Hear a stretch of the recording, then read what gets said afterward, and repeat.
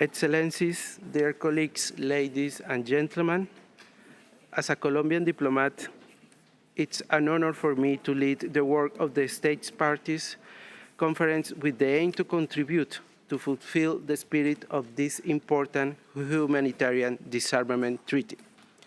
Since the beginning, Colombia knew that signing the convention was the right thing to do and joined over 100 other countries on December in Ottawa 25 years ago.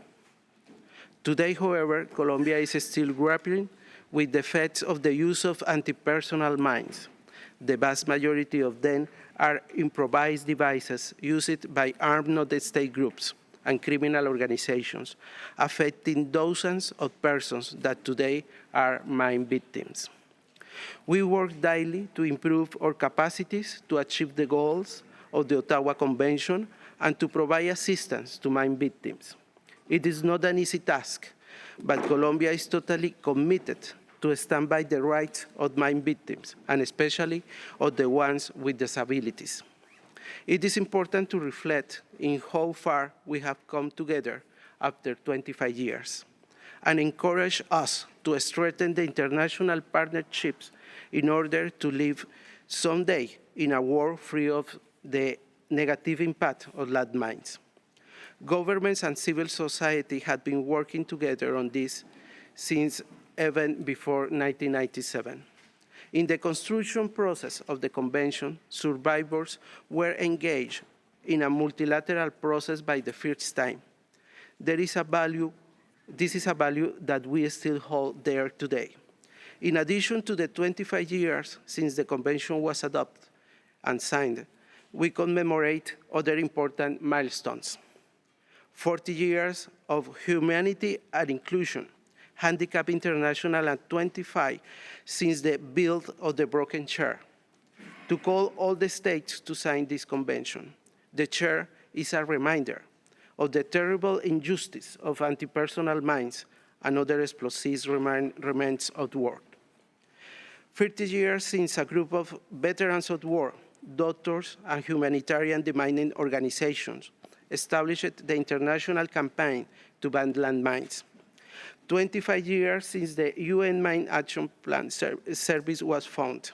25 years ago, during the sign of the convention, Switzerland announced the establishment of a Center of Mine Action Experts to support the work of the states parties.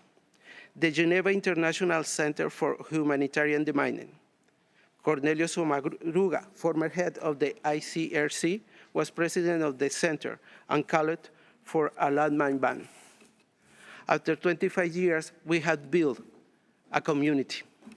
Today, we also want to honor and remember those who have fallen victims of these weapons. People killed because they just were walking.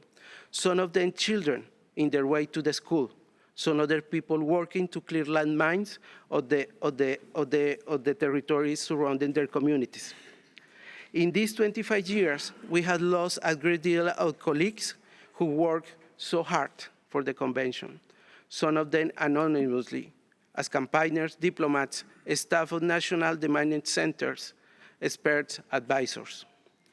Also, public faces joined this cause, like Diana, Prince of Wales, who called for the attention and solidarity of millions across the world, or the 1984 Nobel Peace Desmond Tutu, who passed away this year.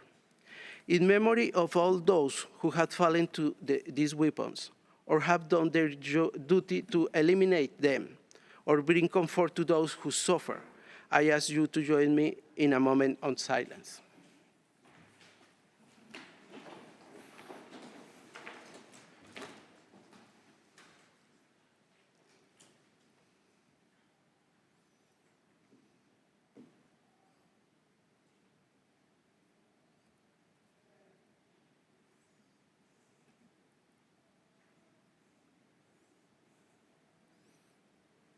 Thank you.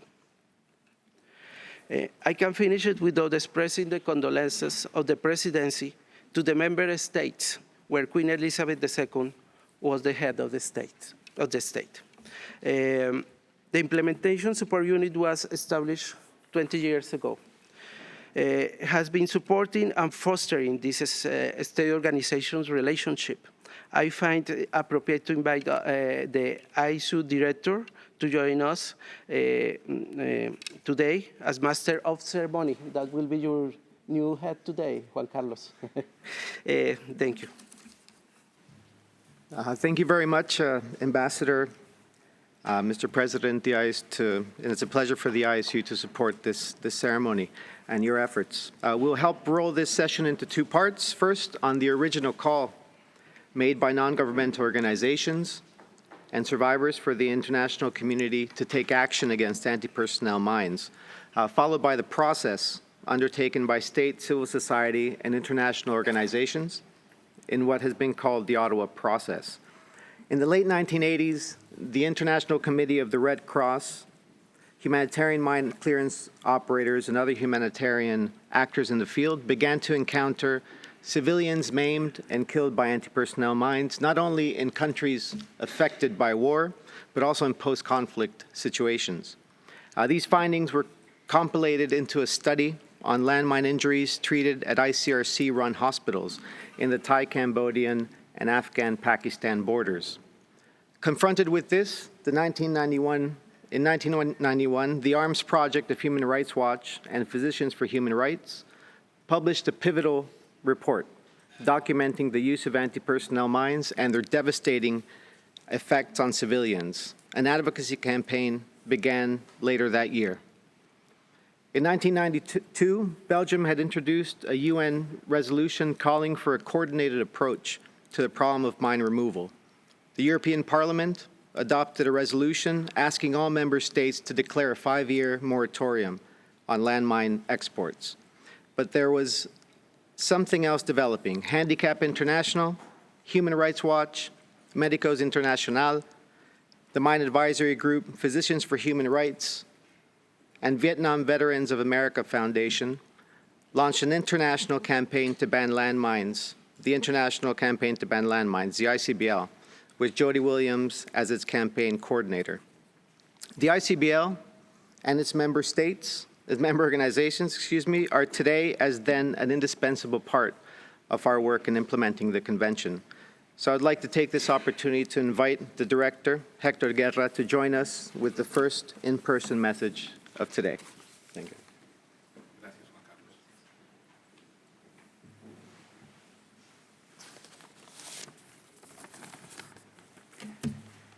Good morning, everyone, Your Excellencies, colleagues, friends. It's a great pleasure to be here with you today. We're here to celebrate the successes of the Mine Ban Treaty in addressing the rights and needs of mine-affected communities. We note the tremendous gains achieved under the treaty for the victims and survivors of this horrible weapon. Notably, we've seen the dramatic story of tragedies prevented, lives saved, limbs protected, and livelihoods created and sustained. At this juncture, in the Convention, unforeseen challenges are emerging, and we must rise as a community to the widespread use in conflicts by states and non-state actors. The imperative must be on calling for an immediate halt to all use and for immediate support to survivors and impacted communities, even as we undertake clearance efforts. At 25 years, states parties must make all efforts to fulfill commitments under the treaty and set a clear example. We should not be surprised by the lasting strength and achievements of the civil society states partnership that is the Mine Ban Treaty, but rather be appalled that this indiscriminate weapon is still tearing apart lives and thwarting recovery and development efforts in some of the world's most vulnerable communities. 25 years after the convention was adopted. We can and must do better. Good deeds led to this treaty, and this treaty has led to to good deeds. We need the Mine Ban Treaty as it enshrines shared values of humanity. We need them to navigate these uncertain times. Thank you very much.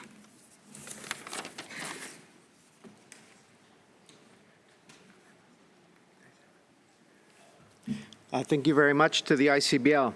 In 1993, in Switzerland, the ICRC hosted the Montreux Symposium on anti-personnel mines and the Symposium of Military Experts on the effectiveness and impact of landmines, allowing for a discussion with members of the armed forces and weapons industry, experts in international humanitarian law and disarmament, surgeons and orthopedists, humanitarian demining operators, concerned non-governmental organizations, and the media, which was to become a powerful ally in the campaign.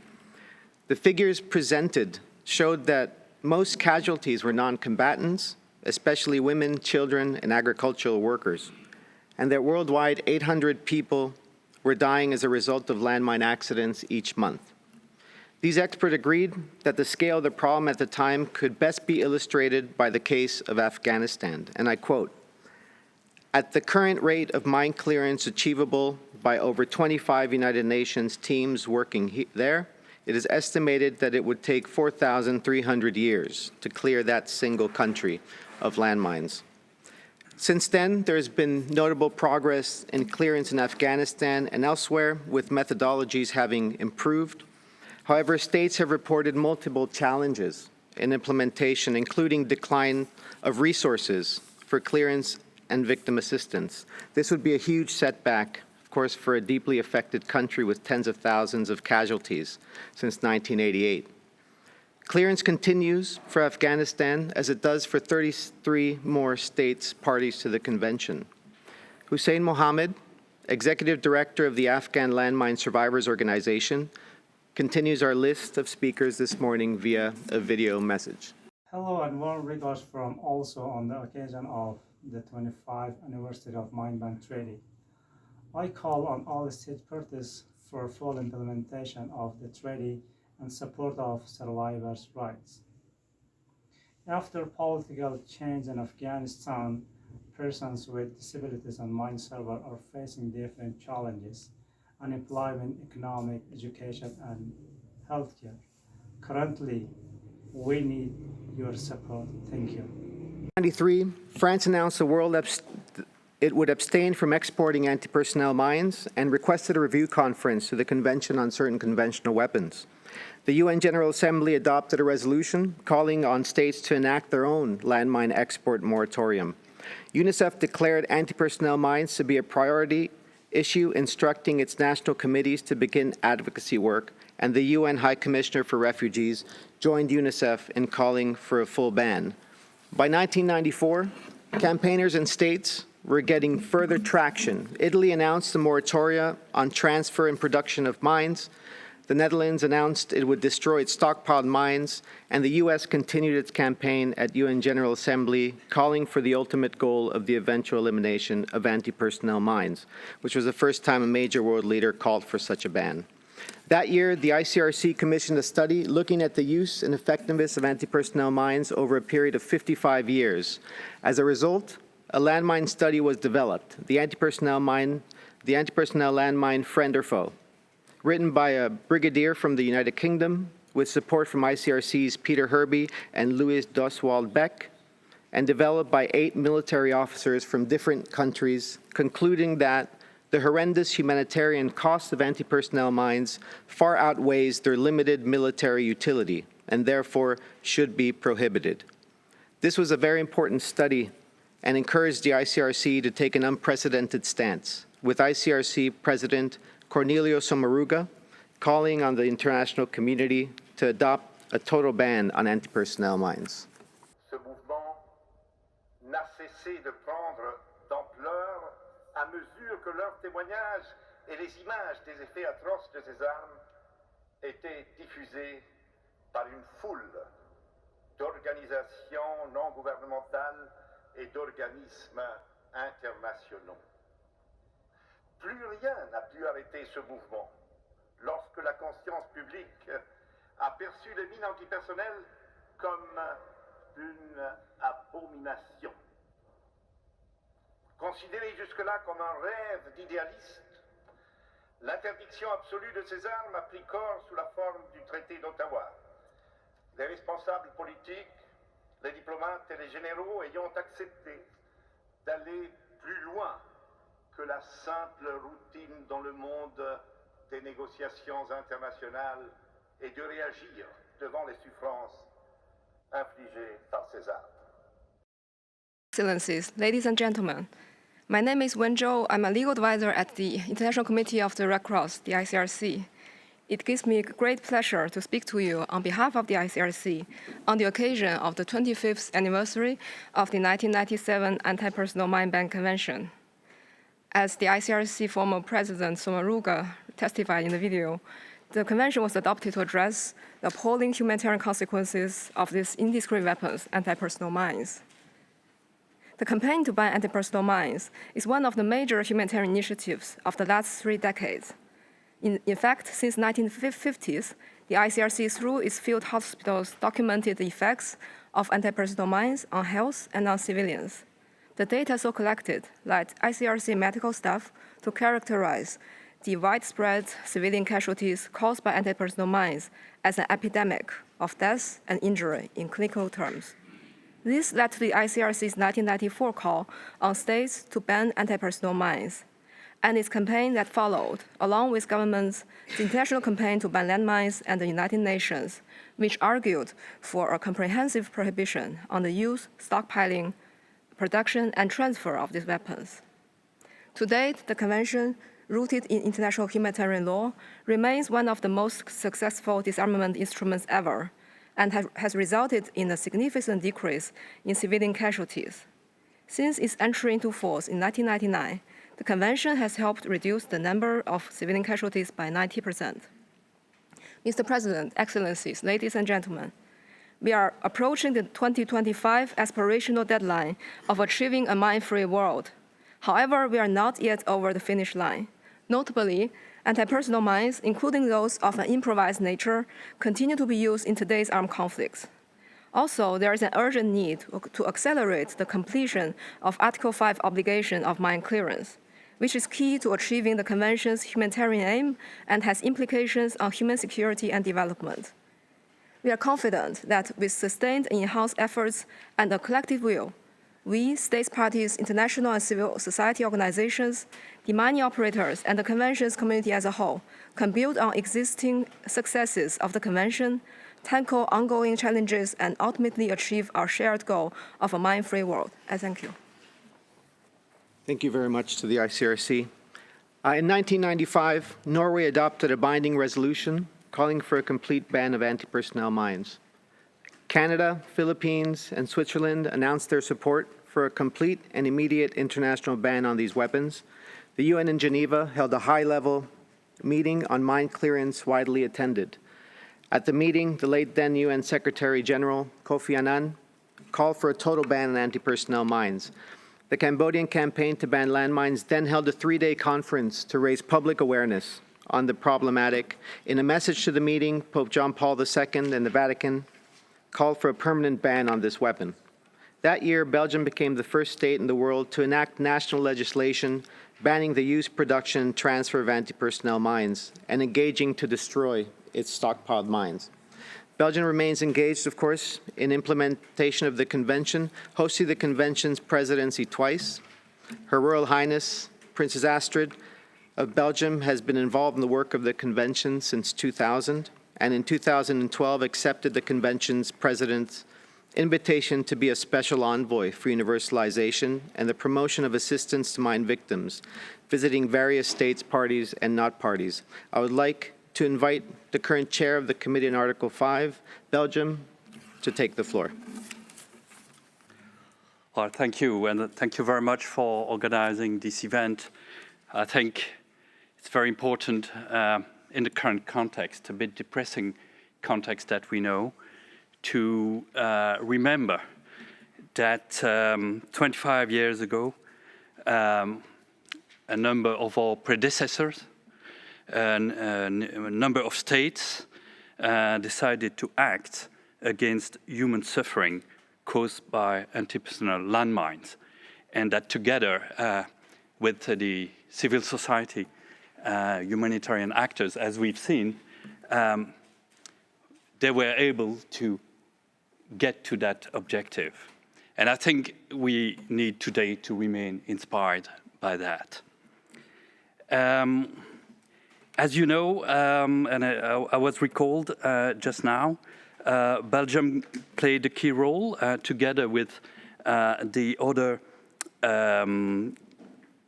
so-called Ottawa core group, Canada, Austria, Germany, Norway, and other members, in order to get to the adoption of the Ottawa Convention.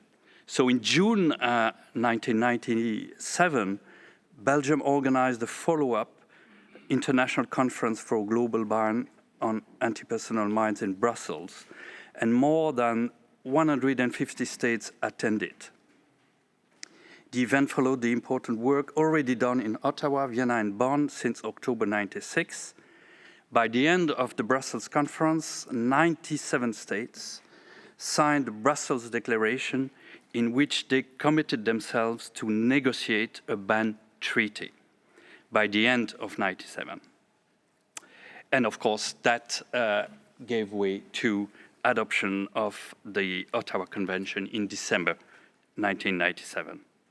So we are proud of our contribution towards the adoption of the convention, and since then, in the implementation of the convention, and indeed Belgium has been 2 times chairing the convention.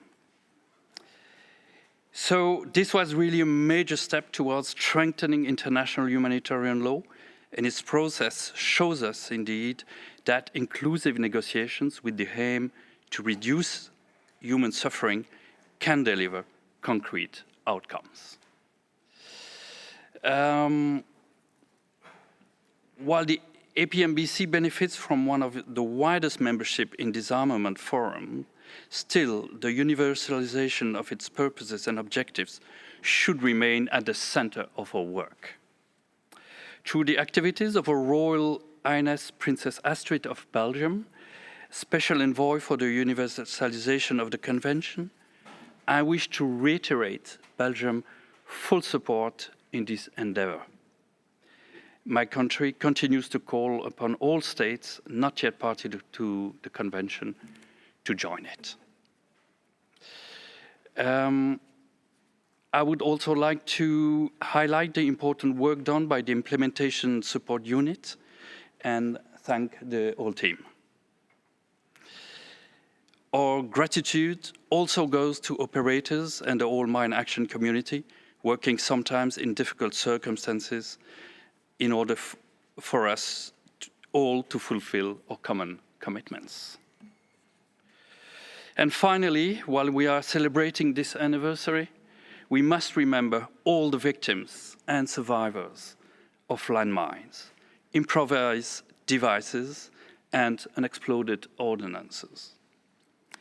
The increasing use of IEDs in particular pose a serious challenge to our community and is one of the main causes of new victims. We therefore ask all of us to remain fully committed to address these new challenges arising within our convention. Thank you. Thank you very much, Your Excellency. By 1996, Nicaragua and the ICRC hosted a 2-day meeting in Central America, and shortly afterwards, the Organization of American States called for a global landmine ban and adopted a resolution for Central America as a mine-free zone. By 2010, Nicaragua, with the support of the OAS and other partners, also reached its goal, therefore making Central America free of anti-personnel mines. We're now joined by Jesus Martinez, who was involved in the process and continues to be engaged through the Organization of Landmine Survivors and Persons with Disabilities in El Salvador, and also with the government of El Salvador. Mi nombre es Jesús Martínez, soy de El Salvador, como sobreviviente de una mina antipersonal quiero externar que llegar al 25º aniversario de la vigencia del Tratado de Ottawa ha sido un camino en el cual se ha visto el progreso en la implementación del mismo. Algunos estados han actuado con mayor diligencia desde su entrada en vigor, a diferencia de otros que caminaron a paso más lento entre aciertos y desaciertos. La plena implementación del tratado sigue siendo una obligación de los estados a fin de garantizar los derechos de los sobrevivientes y las comunidades afectadas en todo el mundo. Los sobrevivientes seguiremos insistiendo que la utilización de las minas no tiene sentido por el dolor y sufrimiento que causan a las personas, sobre todo inocentes. Además, generan pobreza en las comunidades e impactan en la economía de los estados. Creo firmemente que debido a esos efectos, bajo ningún argumento deberían utilizarse y erradicarse de la faz de la tierra de una vez por todas. In 1996, following a failed attempt to ban anti-personnel mines in the CCW, Canada convened a meeting with like-minded states to discuss how to achieve a total prohibition of these arms. At the conclusion of the conference, the then Minister of Foreign Affairs, the Honourable Lloyd Axworthy, with support of the Prime Minister Jean Chrétien, called on the international community to meet in Ottawa a year later to sign a global ban, and the fast-tracking negotiations that would be known as the Ottawa Process begins. Like any anniversary, it's a time to reflect and a time to take action. The reflection is clearly all the important contributions and progress that's been made in reducing fatalities and helping victims. Where we have to look ahead is that there are still landmines being put in the ground, people are still ignoring the treaty, and that there is a deliberate effort to plant landmines to destroy and kill and maim innocent refugees and people. So one of the original, at the creation, people who helped the treaty come together.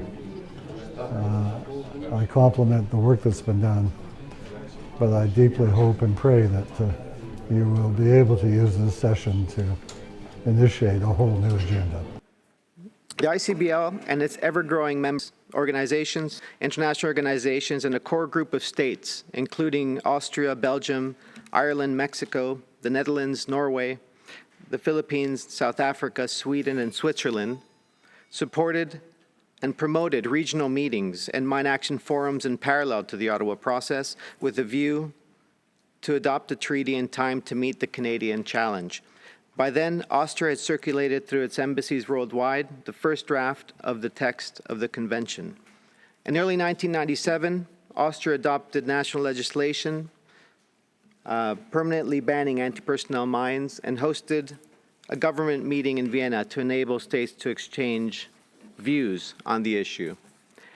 A young diplomat, Thomas Hagnoschi, was among the Austrians leading this effort. By 2004, the first review conference of the convention was led by Austria. 5 years ago, in the convention's 20th anniversary, the young diplomat, now Ambassador Hagnoschi, led the work of the convention as president of the 16th meeting of the states parties shortly before retiring from public service. I'd like to call the distinguished representative of Austria to say a few words. Thank you very much and good morning, Excellencies, dear colleagues and friends.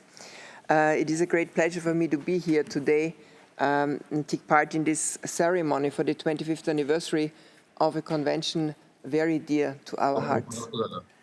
As highlighted by other speakers, the Anti-Personnel Mine Ban Convention is a major achievement in the history of disarmament. It can only be described as an exceptional and global success story that not only has set the global norm against those weapons, but has saved an unmeasurable number of lives. We all know that disarmament mills tend to grind very slowly, but the Anti-Personnel Mine Ban Convention is an example where strong political will of some, a very active and involved civil society, and the voices of survivors achieved something extraordinary in a relatively short period of time. It cannot be highlighted enough how important the interplay between diplomats and civil society has been in this process, and we consider this a general blueprint for multilateral efforts in the humanitarian field. We are also very proud that Austria contributed in many ways towards a ban of anti-personnel mines since its beginning, and as was mentioned by previous speakers, the first negotiation round took place in Vienna in 1997, 1 year after the famous call made by the Canadian Foreign Minister in Ottawa. The Vienna negotiations were based on an Austrian draft and chaired by Ambassador Thomas Heinotzi of Austria, who was among central figures throughout the Ottawa process. It was also him who chaired 20 years later the 16th meeting of state parties in Vienna in 2017. The first review conference in Nairobi in 2004, where the Nairobi Action Plan was adopted, was again chaired by one of my predecessors, Ambassador Wolfgang Petritsch. And I can personally assure you that Austria will stay involved in the future of the APMBC, as well as on other topics of humanitarian concern, such as the use of explosives in populated areas. There is still much work in front of us. Anti-personnel mines continue to pose a life-threatening danger to people because of the most heinous feature of these weapons, that even years after the end of war and armed conflict, they inflict serious and permanent injuries and kill people. We need to continue our collective efforts to a destruction of stockpiles and to clear contaminated land and give it back to the communities, and of course to assist the victims. The most obvious task ahead of us is to make the ban of these weapons truly universal. I'm grateful for the opportunity to speak here and would be remiss if I did not pay tribute to the work of the mine ban community as a whole, which includes states, the UN entities, the ICRC and its national societies, the civil society, our implementing partners and experts, and the survivors and affected communities. In summary, 25 years after the adoption of this convention, we see great achievements, but even greater work ahead of us in fulfilling the humanitarian cause underlying the convention. Thank you. As states and campaigners accelerated their work, Japan hosted a Tokyo conference on anti-personnel mines in 1997.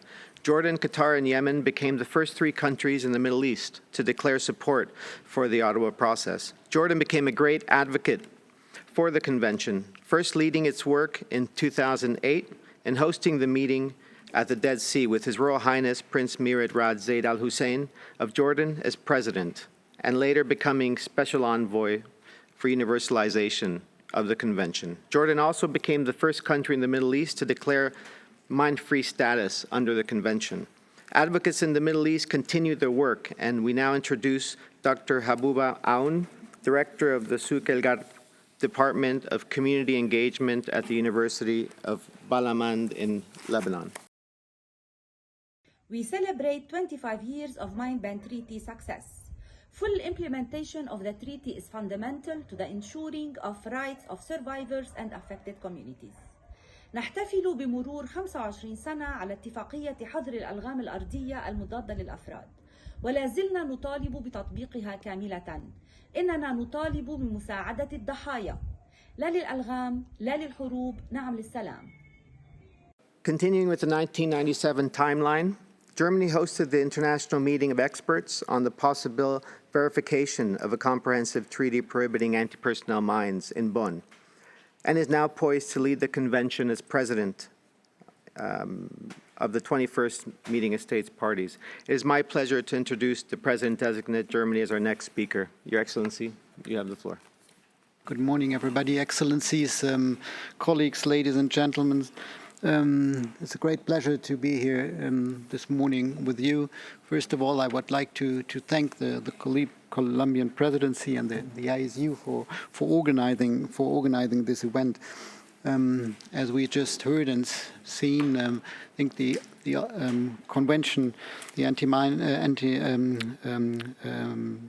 the Mine Ban Convention is certainly a groundbreaking international agreement that bans anti-personnel landmines. As we commemorate the conclusion of the diplomatic conference on an international total ban on anti-personnel mines on 18 September 1997, we can be certainly proud of the achievements the convention has brought about. This convention is without a doubt a success story, and I want to join others to pay tribute to all who have contributed to this: civil society, member states, implementing agencies, and many others.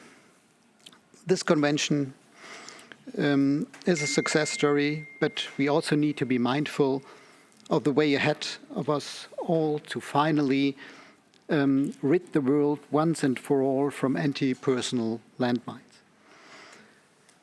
In December 1997, a total of 122 governments signed the convention, and further countries have joined the convention since, bringing the number up to 164. This is an impressive number, but it is not yet the ultimate goal. This means that we still need to invest our efforts to further universalize the convention. The widely reported use of anti-personal landmines by the Russian armed forces in Russia, such Russia's war of aggression against Ukraine, is a sad reminder that our conviction that anti-personal landmines must not be used by anyone anywhere is not universally shared yet. We appeal to all actors to refrain from the production, stockpiling, trade and transfer of anti-personal mines and strongly condemn their use anywhere, anytime, and by any actor, whether states or non-state actors. Germany, as we've just heard, is proud to have been strongly involved in the inception phase of the convention, inter alia by hosting this international experts meeting in Bonn in April 1997. And Klaus Kinkel, the German foreign minister, then celebrated the convention in 1997, and I quote, "This is a victory for humanists over a scourge of humanity. Now we need to get rid of this horrendous stuff. This has still to be our goal." Germany has been always a staunch supporter of the convention ever since and fulfills its obligations on the convention fully. And we are proud to be among the largest donors providing assistance for clearance of mines, cluster munition, and other explosive remnants of war, victim assistance, and risk awareness activities. To build on this engagement, to support the further implementation of the Ottawa Convention, Germany has decided to seek the presidency of the 21st meeting of states parties of the Convention in 2023. Apart from further efforts towards universalization, we will seek to enhance the Convention's effectiveness and its handling of new challenges like improvised landmines, and to prepare for a successful review conference in 2024. We must join forces to end the suffering and casualties caused by anti-personal mines and strengthen our efforts in order to achieve our common goals of a mine-free world and the full and equal inclusion of survivors and victims. Thank you very much. Thank you very much, Your Excellency. And now it is a great pleasure for me to welcome our colleague from Bosnia and Herzegovina, an ex-deminer, a Paralympic skier, a coach, and much more, to offer a few words on his experience in his native country. Nijaz, please join us here. Thank you very much.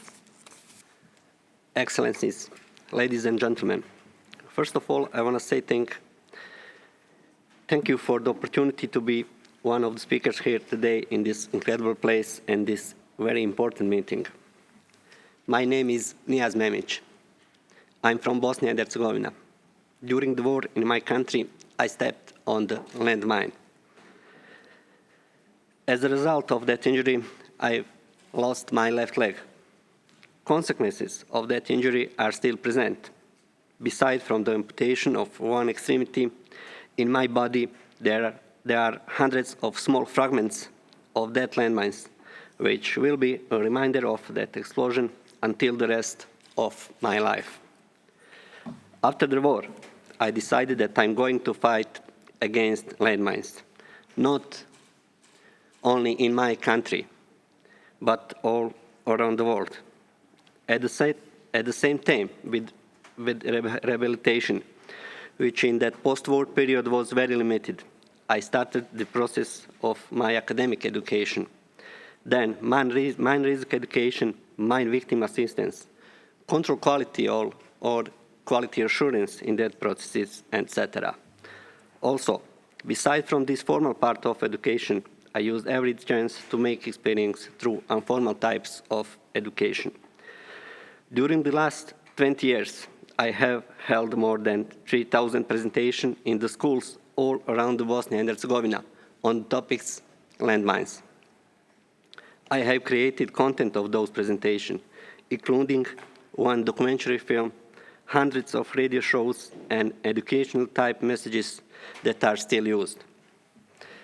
Besides from that fact, I'm a huge sports fan. I searched for my space in sports dedicated for disabled person. After the war, there was only sitting volleyball. I accepted everything that was available in that moment. I loved that sport, but I didn't feel any pleasure playing it.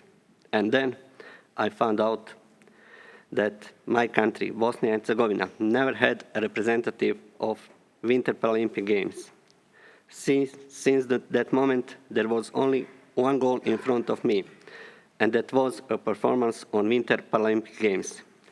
In 2010, flag of Bosnia and Herzegovina was first time raised on Winter Paralympic Games, and I became first athlete in history of my country that performed on the Games.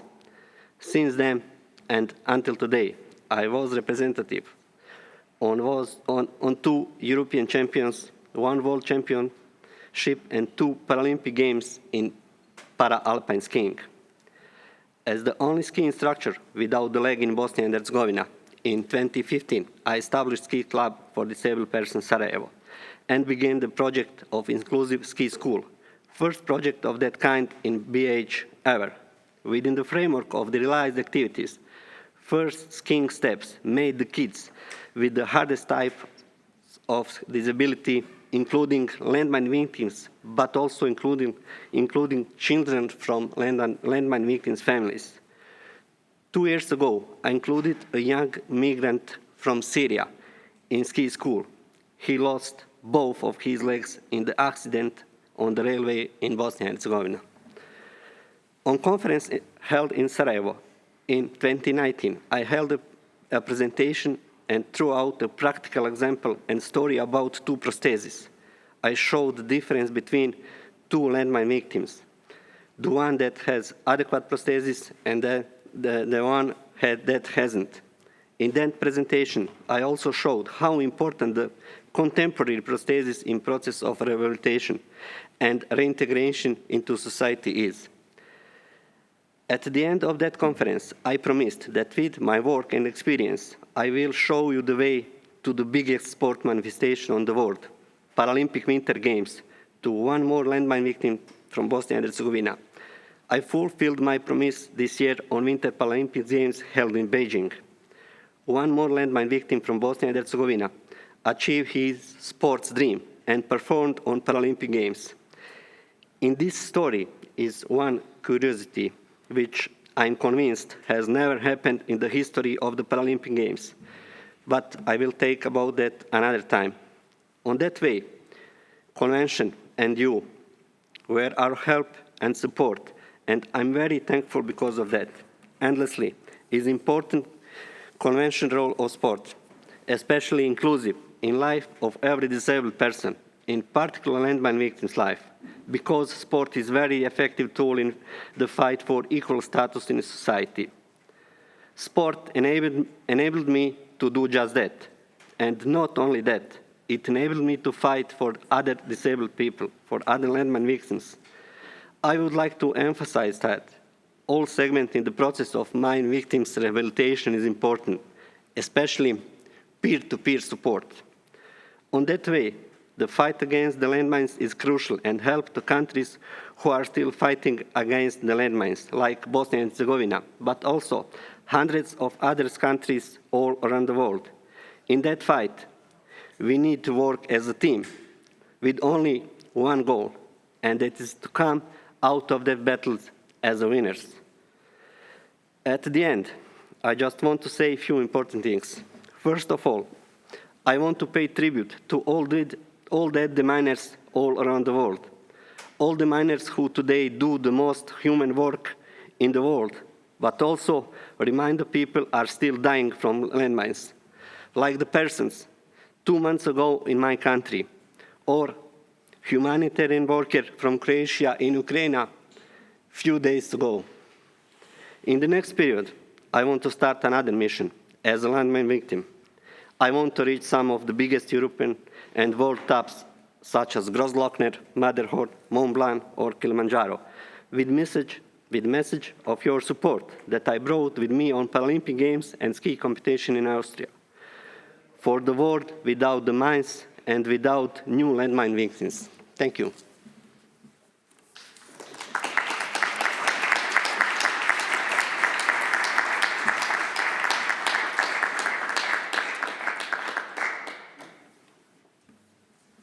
Thank you very much, Nijaz, for sharing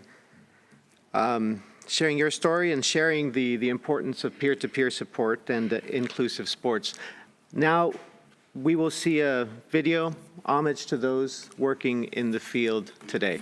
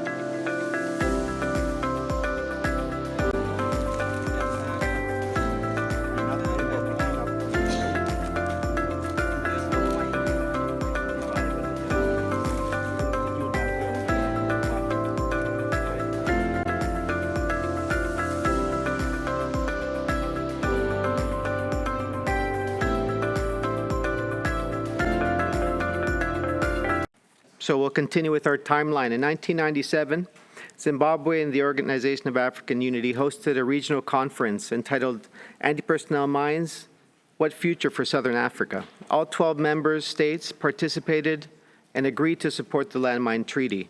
Later that year, South Africa destroyed over 5,000 landmines as part of the First Continental Conference of African Experts on Landmines with the participation of 41 African states. Soon after, South Africa and Mozambique announced that they would ban landmines. South Africa would go on to chair the Oslo Conference later that year. We welcome a representative from South Africa to take the floor. President, distinguished ambassadors and delegates, today not only marks the 25th anniversary of the adoption of the Anti-Personnel Mine Ban Convention, but it's also an opportunity to celebrate the remarkable partnership between governments, international organizations, and civil society to end the suffering caused by anti-personnel mines. Former President Nelson Mandela, a Nobel laureate, peace laureate, like the international campaign to ban landmines, said in November 2003, and I quote, "There are still challenges and legacies of past conflict that need to be addressed in order that the ordinary men and women of this continent can actively participate in the upliftment of firstly their families, then their communities, and finally their countries. One of the most evil legacies is that of landmines. As has been said, these killers are blind weapons that cannot distinguish between the footfall of a soldier and that of an old woman gathering firewood.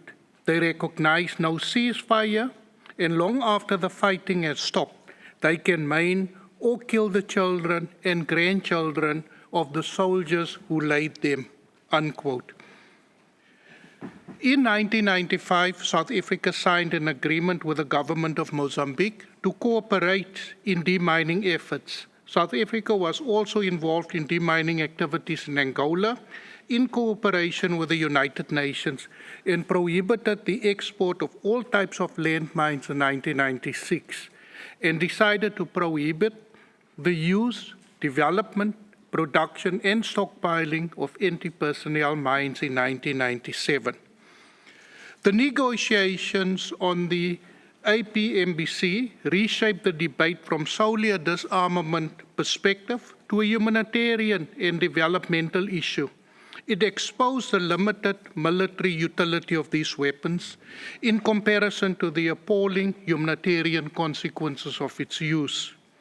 We all know that the second review conference of the CCW held in 1996 made some advances in amending Protocol 2, but unfortunately could not agree to ban landmines.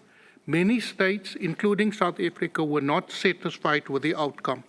This led to the Ottawa Conference held in October 1996, in which South Africa participated actively.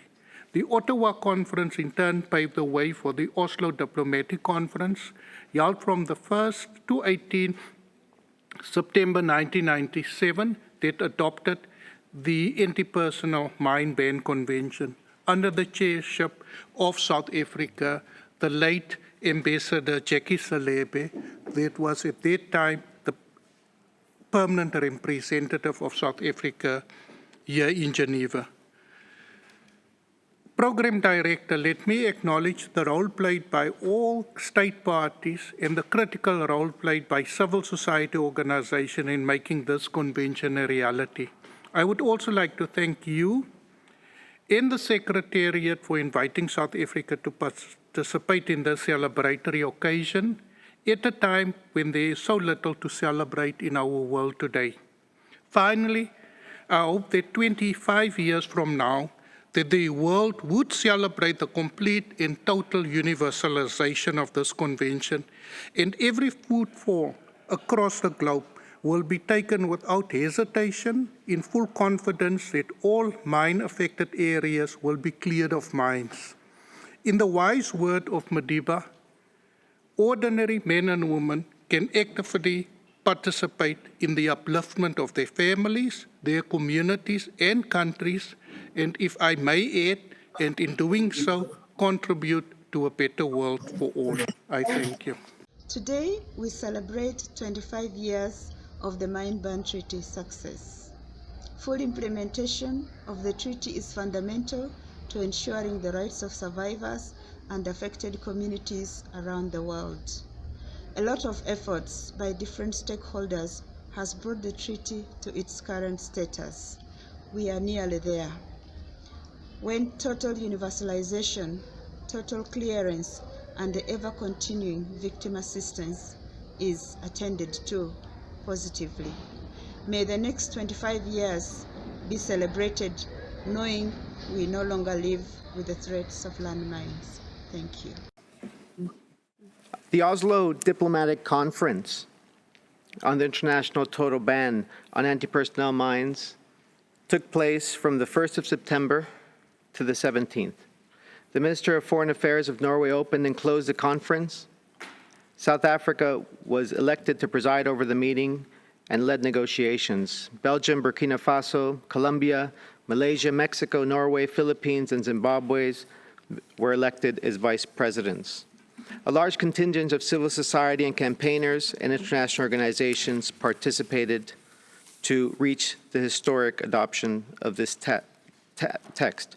3 years later, one Norwegian diplomat involved in the effort, Stefan Kongstad, led the work of the states parties in its second formal meeting with a record participation of 110 states. Norway's engagement has remained steadfast, including by leading 2 review conferences and is one of the world's top donors to mine action. It is my pleasure then to invite Her Excellency to take the floor.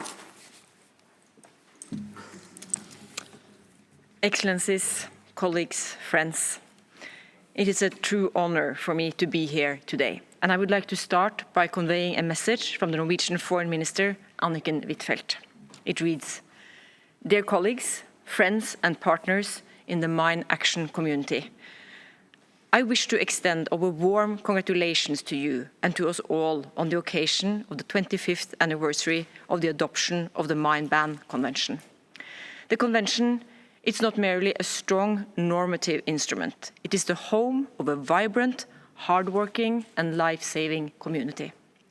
I take this opportunity to express Norway's sincere appreciation and gratitude to our partners and friends in the mine action community for your untiring efforts to release previously contaminated land back to local communities and assist survivors. Our goal remains the same: to achieve a mine-free world in which we may all be safe from the menace of this abominable weapon. End of message. Colleagues, friends, the 18th of September is a milestone in the history of disarmament, protection of civilians, and international humanitarian law. The Mine Ban Convention has been one of the most, if not the most, successful humanitarian disarmament treaties. With 164 states parties, it has firmly cemented the international norm against use and stockpiling of anti-personnel mines. A number of states that are not party align with many of its provisions. The spirit of cooperation and the way states, operators and organizations work hand in hand set it apart. It is a living instrument that has saved lives and saves lives every day. It is an inspiration. 25 years after its adoption, anti-personnel mines are nevertheless still menacing millions of our sisters and brothers. The work of the Convention is far from over. We are reminded every day that the Mine Ban Convention and its ban on anti-personnel mines remains highly relevant. So, while we commemorate and celebrate this milestone, we must also double down on our determination to see its vision fulfilled. The Oslo Action Plan from the 4th Review Conference in 2019 reaffirms our ambition and has provided us with a modern, practicable roadmap to achieve that aim. 2 years remain until we take stock of our progress at the 5th Review Conference. Let's make sure that we have as much to celebrate in the future as we have when looking back. We look forward to continue working with you and all of our friends and partners in the mine action community to ensure that the vision of this convention becomes a reality. I thank you. Nous célébrons le succès de la Convention d'Ottawa pendant 25 ans. Nous profitons de cette célébration pour rappeler que l'importance de la Convention sur l'interdiction des mines antipersonnelles pour garantir les droits et besoins des victimes de mines antipersonnelles est fondamentale. In October 1997, the Norwegian Nobel Committee announced that the ICBL and Jody Williams were being co-awarded the Nobel Peace Prize. Cambodian campaigner Tu Chanareth, as he is known among the convention community, received the award of the campaign and member organizations. He remains engaged with the Cambodian campaign to ban landmines and the Jesuit Refugee Service for the elimination of these weapons and support to mine victims. In its honor, to present a video of Red. Today, we celebrate 25 years for mine clearance and our global. And I would like to say thank to all the donors that try to support to clear the land everywhere, especially in Cambodia. And I would like to say thank to the United Nations that they try to make the right for people with disability. And I hope Cambodian will be soon on 2025. I would like to call all the countries around the world to finish the job by 2025. Please do it and make peaceful in our global. Your Excellencies, dear colleagues, as we have seen in this short ceremony, there were many states and thousands of campaigners involved in this effort, more than we could have invited to speak in this 1 hour. More states have since joined this global ban, many taking leading roles.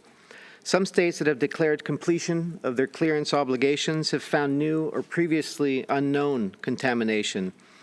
And while the lives of many of survivors have improved, the need of many others have not been met yet. Cooperation assistance, therefore, continues to be a cornerstone of this landmark treaty. That is the closing message from two survivor representatives from Guinea-Bissau, one who had abandoned his studies only a year away from graduating, and another a fierce advocate for wheelchair basketball.